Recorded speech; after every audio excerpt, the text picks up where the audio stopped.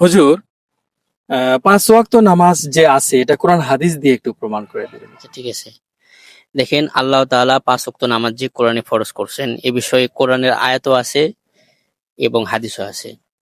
কোরআনের আয়াতে আল্লাহ তাআলা বিভিন্ন জায়গায় বলেছেন, তার মধ্যে একবারে 5 ওয়াক্ত নামাজ যে ফরজ, এরকমও একটা আয়াত আছে যে পুরো আয়াতের মধ্যে শুধু 5 ওয়াক্ত নামাজের একবার কখন কিভাবে পড়তে হবে সেটাও ব্যাখ্যা করা আছে। কিন্তু তারা এই সমস্ত কিছু তো তাফসিলি ভাবে কি করে না, জানে না, যার হুম। কারণে হুট করে একটা কথা কয়ে দেয়।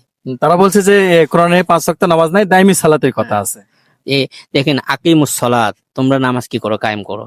এই সাপোজ ধরেন এই একটা আয়াত দ্বারা কি করছে, তারা নামাজ কায়েম করতে বলছে। এখন কায়েম করে দ্বারা বলতে তারা খালি নামাজ কি করো, কায়েম করে বলতে তারা দ্বারা নামাজ প্রতিষ্ঠা করো। খালি নামাজ প্রতিষ্ঠা করা মানে মানুষের সামনে খালি প্রচার করো, কিন্তু নামাজটা যে পড়তে হবে পড়তে হবে কি এটা ওরা বলে না। হুম। খালি বলো নামাজ কায়েম করতে হবে। নামাজ কায়েম করতে বলছে আল্লাহ তাআলা, এখন কায়েম কিভাবে করবে সেটা আর বলে না, সেটার ব্যাখ্যা বলে না।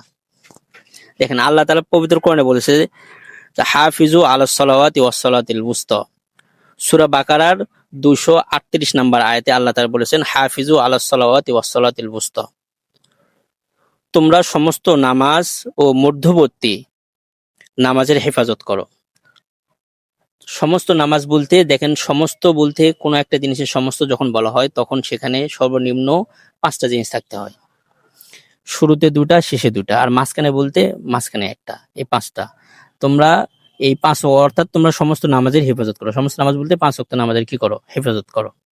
এরপর অপর আর একটা আয়াতের মধ্যে আল্লাহ তাআলা একবারে সুন্দরভাবে বিশ্লেষণের সাথে বলে দিয়েছেন যে ওয়াসাব্বিহ বিহামদি রাব্বিকা ক্বাবলা তুলুইশ শামসি ওয়া ক্বাবলা গুরুবিহা ওয়া মিন আনা ইল্লাইল ফাসাব্বিহ ওয়া আতরাফান নাহার।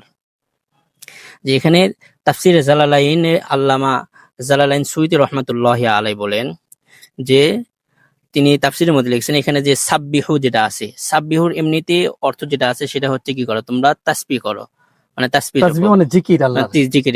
কিন্তু হুম। এখানে সাব্বিহুর দ্বারা উদ্দেশ্য হচ্ছে কি, মানে সল্লু, তোমরা কি করো, নামাজ পড়ো। সল্লু, এখানে সাব্বিহুর দ্বারা যে উদ্দেশ্য সেটা হচ্ছে কি সল্লু, তোমরা কি করো, নামাজ পড়ো। এখন এখানে বলতেছে কবলা তুলু শামস, কবলা তুলু শামস, কবলা তুলু শামস দ্বারা উদ্দেশ্য হচ্ছে ফজরের নামাজ। অর্থাৎ ফজরের নামাজ কখন আমরা পড়ি, যখন সূর্য উদিত হয় এর আগে। আগে সূর্য উদিত হওয়ার আগে আমরা কি করি, ফজরের নামাজ পড়ি। তাহলে কবলা তুলু শামস দ্বারা উদ্দেশ্য কি হলো, ফজরের নামাজ। তাহলে ফজরের নামাজ কি করতে হবে, পড়তে হবে। তাহলে ফজরের নামাজে 1 ওয়াক্ত নামাজ পাওয়া গেল। দেখেন, সুবহানাল্লাহ। এরপরে হচ্ছে দ্বিতীয় নাম্বার হচ্ছে কবলা গুরু বিহা, কবলা গুরু বিহা, এর দ্বারা হচ্ছে আসরের নামার উদ্দেশ্য। কেননা আসরের নামাজ আমরা কখন পড়ি, যখন সূর্য ডুবে যায় তার আগে। সূর্য ডুবে যায় আসরের নামাজ পড়ি না আমরা। জি। আসরের নামাজের সময় দীর্ঘ হওয়ার কারণে সূর্যটা আগে আগে পড়ি, যাতে আরো পরবর্তীতে যেন আরো নামাজ